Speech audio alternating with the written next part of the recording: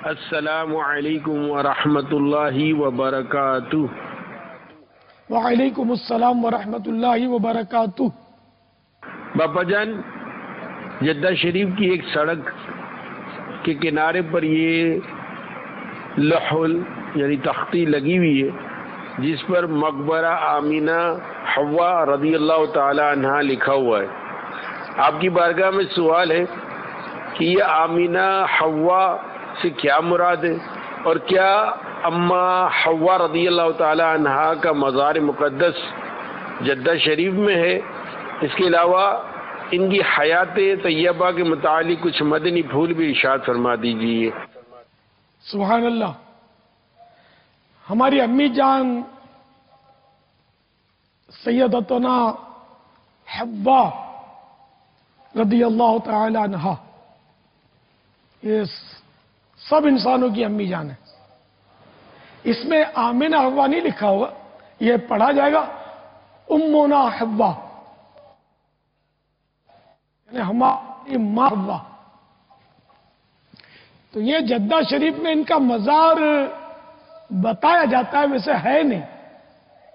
سن 80 میں نے بھی دیکھا تھا، لیکن میں نے پڑھا بھی تھا، وہ اعلیٰ حضرت رحمت اللہ تعالی علیہ نے اس کی تردید فرمائی ہے کہ یہ جو کئی ہاتھ بنائے ہوا لمبا مزار، تو یہ اس کی کوئی اصل نہیں ہے، یعنی اس کا کوئی ثبوت نہیں ہے۔ تو اس لیے اعلیٰ حضرت نے منع فرمایا کہ یہاں مطلب حاضری نہ دی جائے، ان مانو کر کے یہ امی جان کا مزار ہے اور یہاں حاضری دے، اصالہ ثواب کرے وغیرہ۔ تو یوں یہ مزار جو ہے یہ نقلی ہے۔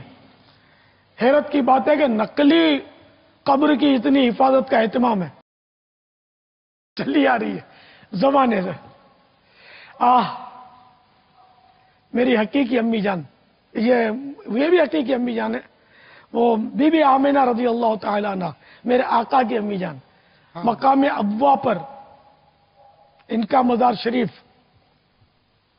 شہید کر دیا گیا۔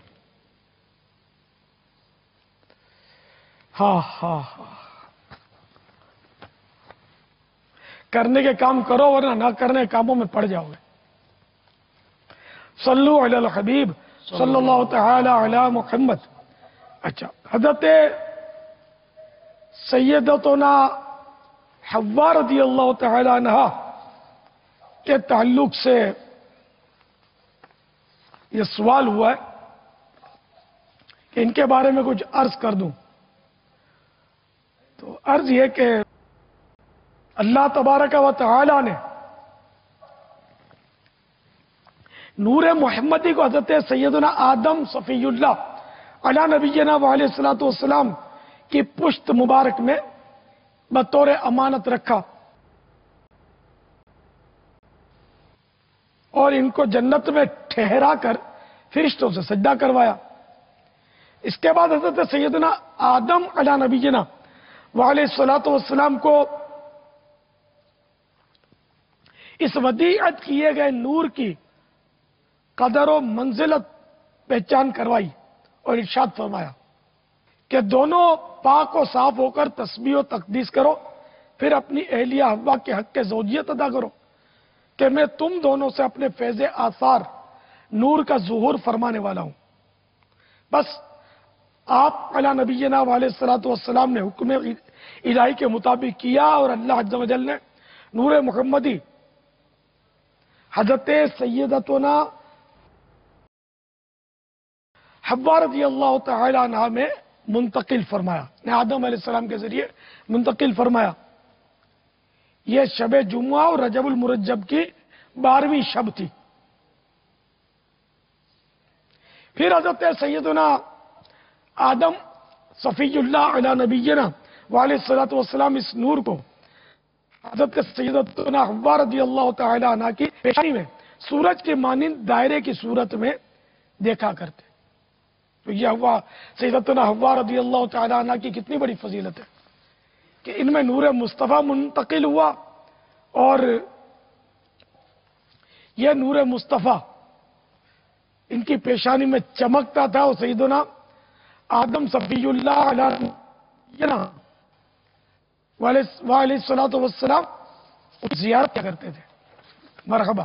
اچھا، سیدنا حوا رضی اللہ تعالی عنہ کی ولادت کا معاملہ بھی بڑا عجیب ہے،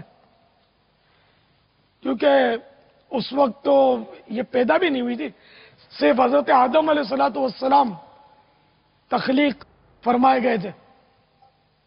اب نسل کیسے چلے؟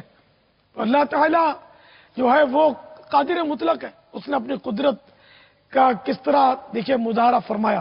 چنانچہ روایت میں ہے جب حضرت آدم صفی اللہ علیہ نبینا علیہ الصلوۃ والسلام کو اللہ تبارک و تعالی نے جنت میں رہنے کا حکم دیا تو آپ جنت میں تنہائی کی وجہ سے کچھ ملول یعنی افسردہ ہوئے. تو اللہ تعالیٰ نے آپ پر نیند کا غلبہ فرمایا اور آپ گہری نیند سو گئے. نیند ہی کی حالت میں آپ کی بائیں پسلی یعنی لیفٹ سائڈ کی پسلی سے اللہ تعالیٰ نے حضرت حوا رضی اللہ تعالی عنہ کو پیدا فرمایا.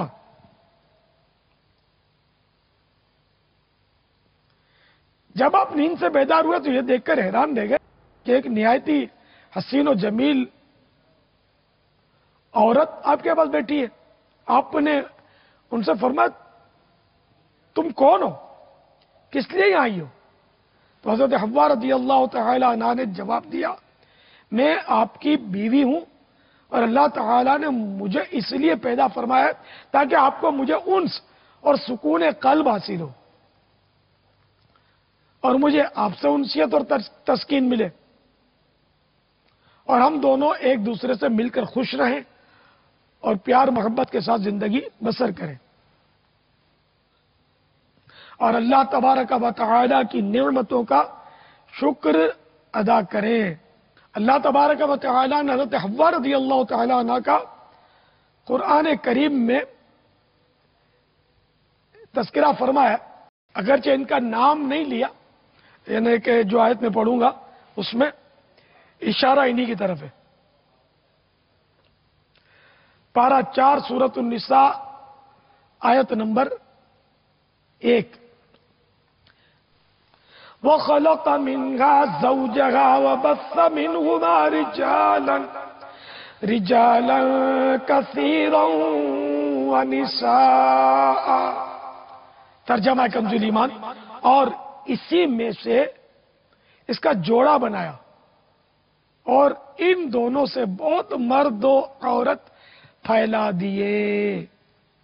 ان کا نام حوا ہے، اس کی بھی کوئی وجہ تسمیہ ہے.